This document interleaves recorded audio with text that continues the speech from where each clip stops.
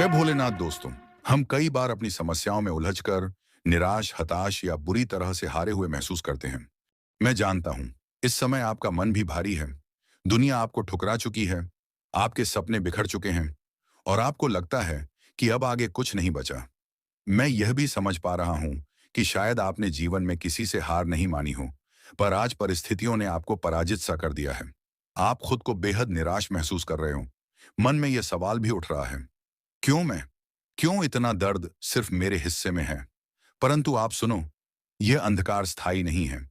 जैसे रात के बाद भोर आती है, वैसे ही आपके जीवन में भी प्रकाश आएगा। पर वह प्रकाश आपके पास तब आएगा जब वह वहां आपको खड़ा पाएगा। यदि आप गिरे हुए हो, हार मान चुके हो, तब यह समझ लो कि वह प्रकाश आपको नहीं पहचानता। इस संबंध में शास्त्र कहते हैं, मन एव मनुष्याणाम कारणम बंधमोक्षयो।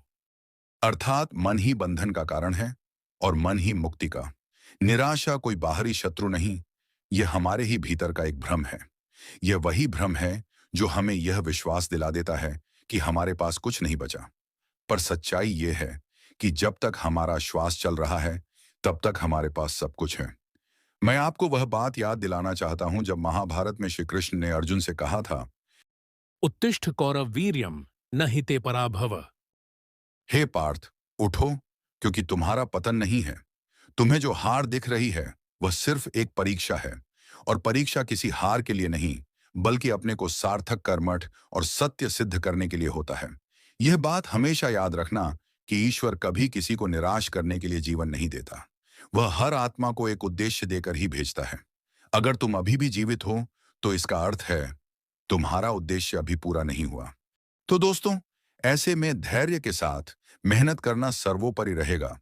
जो जितना कष्ट झेल सकता है, वह उतना ही सबल और पूज्यनीय होता है।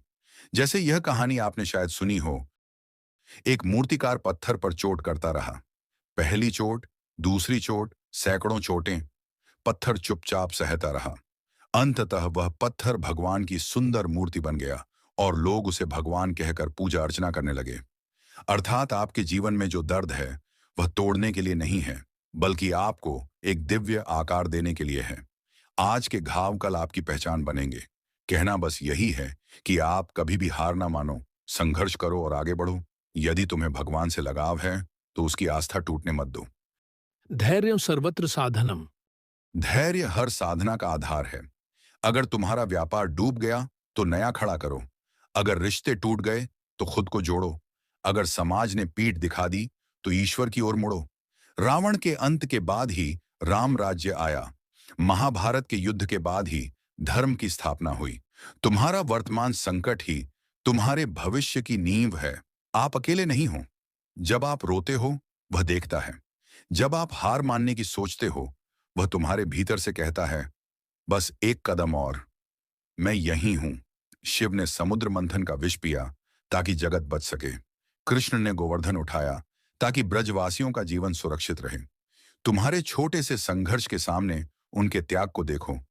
फिर आपको लगेगा कि आपका दर्द छोटा है और आपकी शक्ति बड़ी। कुछ और बातें भी जरूरी हैं जो मैं आपसे कहना चाहता हूं, आपके निराशा को आशा की ओर ले जाने के लिए। इतना ही नहीं, मैं उन लोगों से भी यह बात कहना चाहूंगा जो सबल हैं, सफल हैं। एक, प्रभात स्मरण, सुबह आंख खुलते ही पहला विचार ईश्वर का नाम हो। दो, मौन साधना, दिन में कम से कम 10 मिनट आंखें बंद करके सिर्फ श्वास को देखो। तीन, सेवा, आप किसी एक व्यक्ति का दुख कम करो, आपका दुख आधा हो जाएगा। चार, सत्संग, आप प्रेरणादायक वचन सुनो, गीता पाठ करो। फाइव, संकल्प, आप लिखो कि आपको क्या पाना है और प्रतिदिन उसे पढ़ो। आठ, अंतिम प्रेरणा दोस्तों, आपके भीतर की अग्नि को कोई बुझा नहीं सकता सिवाय आपके। आज आप जिस मोड़ पर खड़े हो, यहां से या तो पतन है या उत्कर्ष। चुनाव आपका है। आप गिर भी सकते हो, पर उठ भी सकते हो। और एक सच ये भी है दोस्तों, जो व्यक्ति ईश्वर का नाम लेकर उठता है, उसे फिर कभी गिरना नहीं पड़ता। इसीलिए याद रखो, ईश्वर के चरणों में गिरने वाला फिर गिरता नहीं। जय भोलेनाथ।